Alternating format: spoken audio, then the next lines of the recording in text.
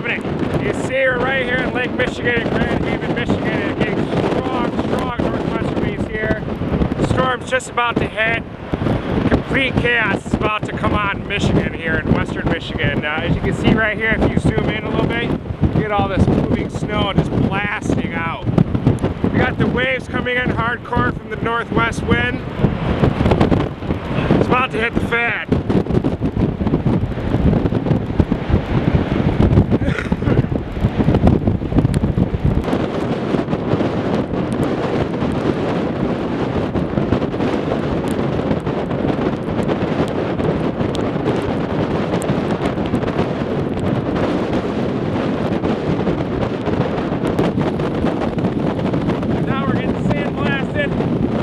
Snow, lake effect